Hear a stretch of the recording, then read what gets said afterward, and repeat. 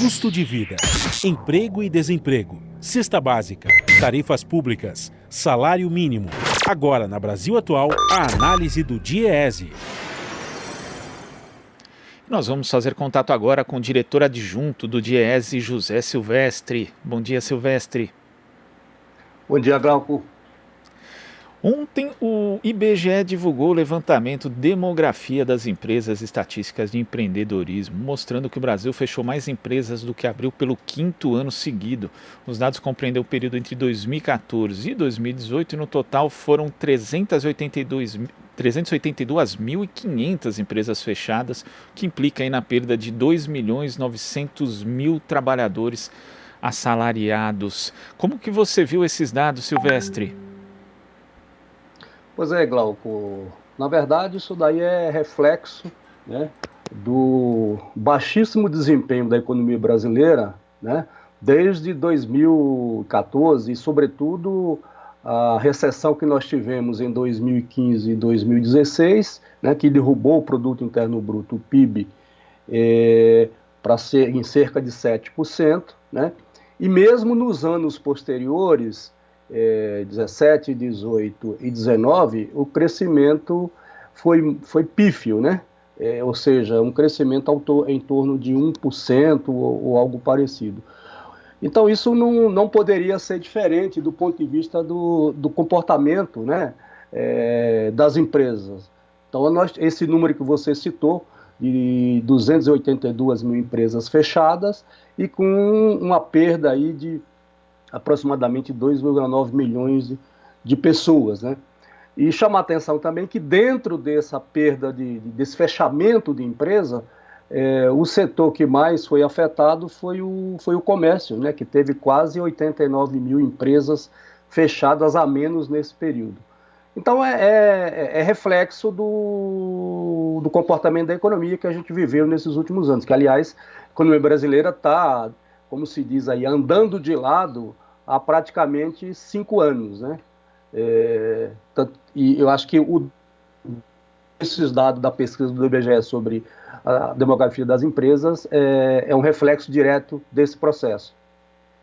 E quando se analisa ali a questão da taxa de sobrevivência, né, por faixas de pessoal ocupado assalariado, a gente verifica também, Silvestre, que quanto maior a empresa, maior a possibilidade dela sobreviver. Então, na verdade, quem foi afetado duramente durante esse período aí foram as pequenas e médias empresas, que são responsáveis, inclusive, segundo dados do Sebrae de 2019, por 50% dos trabalhos aí com carteira assinada no Brasil.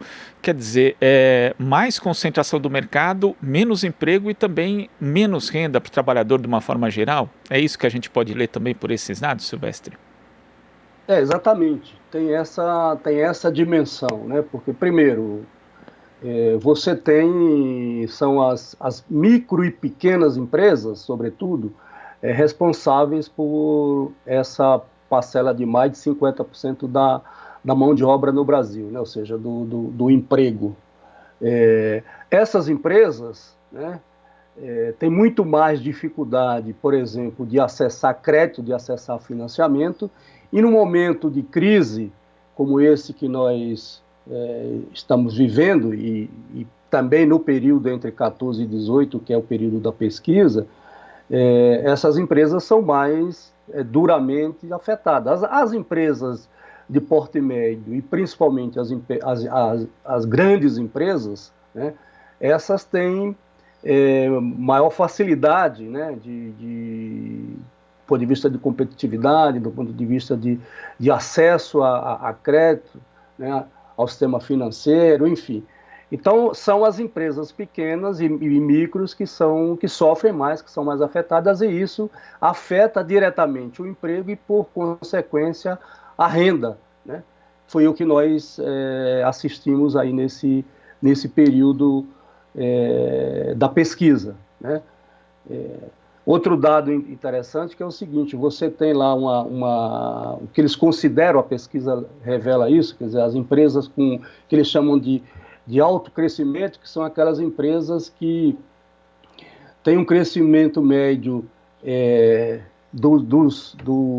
da ocupação, ou seja, de contratação, superior a 20%, né? Então, isso, nesse período, você teve poucas empresas que tiveram essa condição, digamos, que eles chamam de alto crescimento.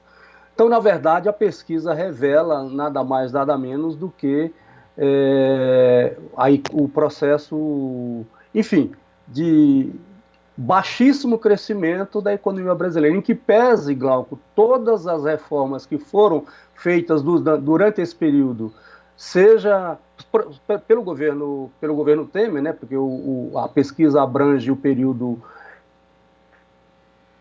Dilma Temer, mas, sobretudo, as reformas, elas são do período Temer, aquelas reformas, como, por exemplo, a reforma trabalhista, que tinha como um dos grandes argumentos por parte dos defensores da reforma trabalhista que isso iria, entre outras coisas, gerar emprego, né? E mesmo no atual governo, que não está a pesquisa não abrange esse período, mas a ladainha do governo é que essas reformas todas elas fariam, né, com que a economia brasileira deslanchasse, crescesse, gerasse emprego, gerasse renda, e a gente está vendo exatamente o contrário, né? Nós não temos tido crescimento. O crescimento, por exemplo, em 2019 foi também um pouco mais do que 1%.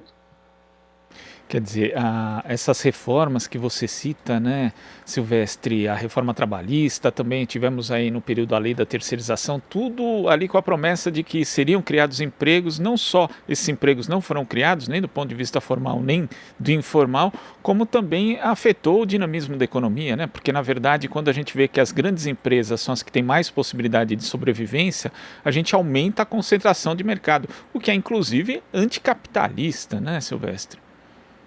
Sim, você teve aí as reformas do governo Temer, a começar, né, pela emenda constitucional 95, o teto de gastos, né, chamado teto de gastos, que impede que o Estado, né, o governo, possa fazer investimentos, né, mesmo que a arrecadação cresça, além daquilo que está previsto, ou seja, o orçamento do ano anterior, né, ele só pode, e as despesas elas só podem ser corrigidas pela inflação, né? Então isso engessa, e é o que nós estamos vivendo hoje, quer dizer, o debate que está vivendo hoje em relação à questão do teto de gasto.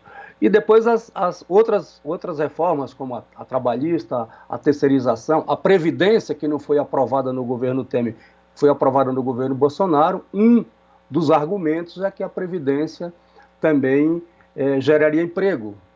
Não aconteceu, né? E aí vamos deixar bem claro, quer dizer, obviamente que você teve a crise pandêmica, né, a pandemia do coronavírus, agora no início, a partir de março do ano corrente, mas a economia já vinha andando de lado. Tanto é verdade que no primeiro trimestre de 2020, que, portanto, praticamente não tem impacto da pandemia, você teve uma queda de 1,5% do PIB brasileiro, né?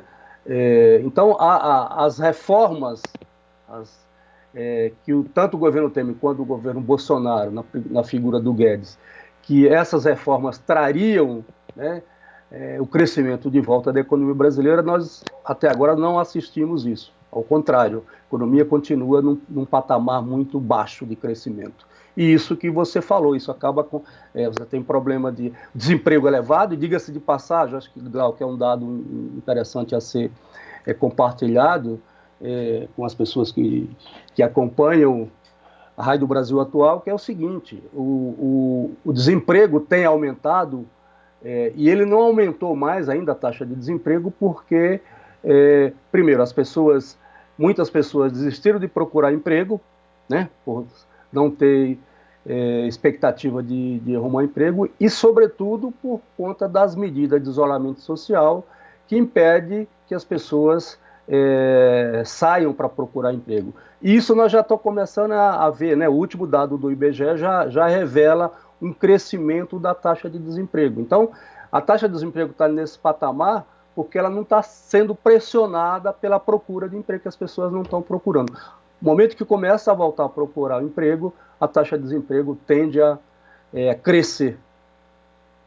E como você mencionou, Silvestre, esses dados aqui compreendem um período entre 2014 e 2018, então não tem nem aí os efeitos do primeiro ano do governo Bolsonaro, com medidas inclusive contracionistas por parte da equipe econômica do Paulo Guedes, refletindo ali um crescimento pífio do PIB, e também não tem aí os impactos da pandemia. Então esse número, na verdade, deve ser muito pior quando a gente observar no ano que vem, também em 2023. Pois é, esse ano já está... Bom, aí tem projeções que indicam uma queda de 5%, 6%, dependendo da instituição que está projetando o PIB para 2020. E mesmo 2021, Glauco, que também tem projeções de 3%, 2,5%, enfim. O que ocorre? Mesmo que cresça em 2021, e deve crescer, o crescimento da economia vai ser sobre uma base muito deprimida, que vai ser 2020, né? Em torno de 5%, 6%. Portanto, se nós considerarmos de 2015 para cá, né, para que você tenha uma recuperação da economia para nos levar de volta para o patamar, sei lá, que nós tínhamos alguns anos atrás, você precisaria ter uma taxa de crescimento aí da ordem de 3 a 4%, 3, 4, 5 anos consecutivos para nós voltarmos ao mesmo patamar que tínhamos, por exemplo, lá em 2010, 2012 e coisa parecida. Então, de fato, é preocupante, porque isso gera desemprego, gera desigualdade, gera pobreza, gera miséria, que é o que está ocorrendo, né? Os dados, os indicadores têm revelado isso. Tá certo, Silvestre, muito obrigado pela sua participação aqui no Jornal Brasil Atual e até a próxima.